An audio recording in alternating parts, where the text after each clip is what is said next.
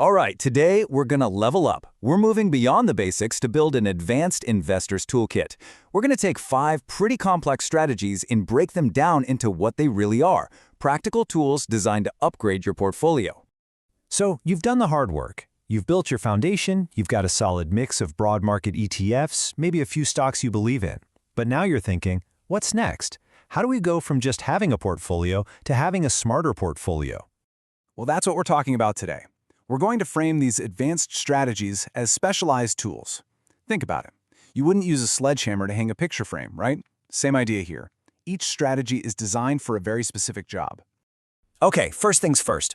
Every good project needs a blueprint. And in the world of investing, one of the best blueprints out there for structuring your portfolio is called the core satellite approach.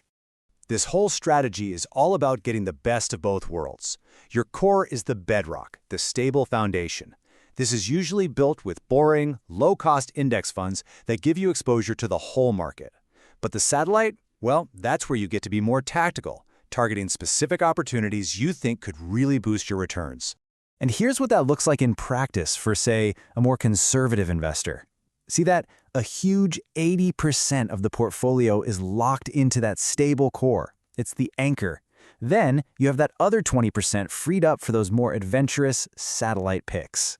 And to make it even clearer, here's a practical example.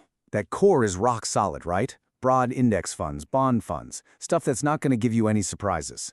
The satellite then makes a specific play, in this case, focusing on dividend stocks to either generate more income or just capture a slice of the market, all without messing with the stability of the main portfolio.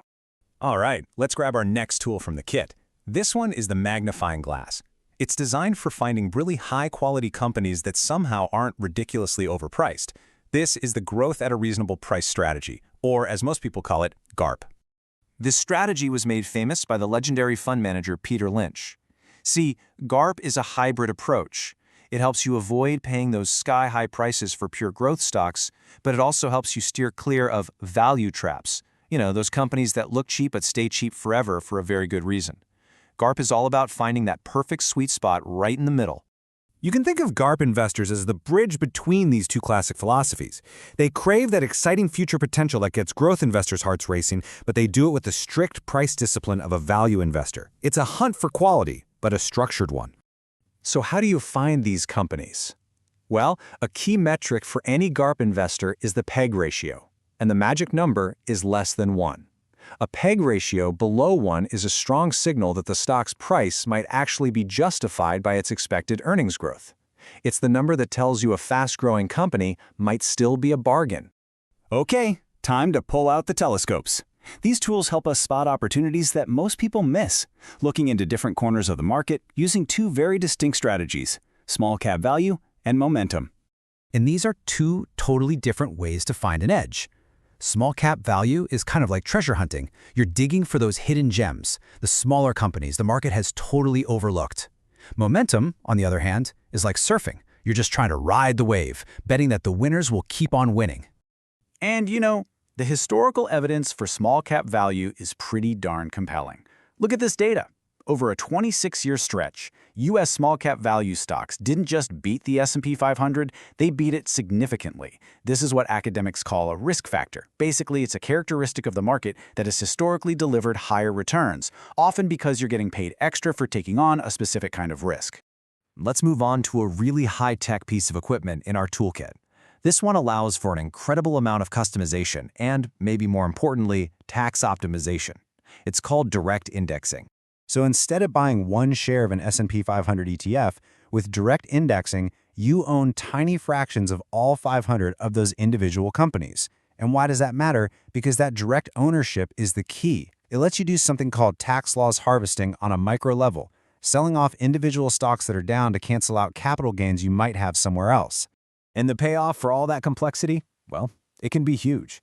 By systematically harvesting these little losses all year long, investors can potentially add an extra 1 to 2% to their after-tax returns every year. For investors in high tax brackets, that is a massive, massive advantage over time. Now, the whole process is super disciplined. First, you define your goals and pick which index you want to track. Then a platform automatically replicates it for you. But the real magic happens in that last step. You can customize it, maybe by kicking out stocks or industries you don't like, and then you continuously harvest those losses to optimize your tax bill. But, and this is a big but, this advanced tool isn't for everyone. Direct indexing definitely has its downsides. It's way more complex than just buying an ETF. It usually has higher fees, and historically, you needed a pretty hefty minimum investment to even get started, though that is slowly starting to change. All right, last tool, and I gotta say, this one is the power drill of the toolkit. It is incredibly powerful, but it's for experienced users only because it comes with some serious risk. We're talking about leveraged ETFs. Leveraged ETFs are designed to do one thing and one thing only. They amplify the daily returns of whatever asset they're tracking, usually by 2 or 3 times. And I have to stress that word, daily. Seriously, if you remember one thing about these, remember that they reset every single day. That's the most important and, honestly, the most misunderstood thing about them. And this chart shows you exactly why that daily reset is so critical. Over the long term, their performance is not what you'd expect. In a nice steady uptrend, the returns are incredible. But in a choppy, sideways market, the fund's value just gets eaten away by something called volatility drag. It literally leaks value. This is exactly why these are considered tactical tools, not long-term investments. They're built for making a strong, short-term bet. Maybe you have a conviction about an earnings report or some big economic news, but they are absolutely not meant for a buy-and-hold portfolio. So there you have it. We've filled up our toolkit. We've got a blueprint, a magnifying glass, a couple of telescopes, a high-tech customizer, and even a power drill. Each one has a very specific purpose, from structuring your entire portfolio to making a precise surgical trade. You know, the key takeaway here isn't that you need to run out and use all of these things. It's about understanding that they exist, knowing how they work, and most importantly, identifying the specific job they were designed for. The real question for you now is to look at your own financial project and decide which tools, if any, belong in your toolkit.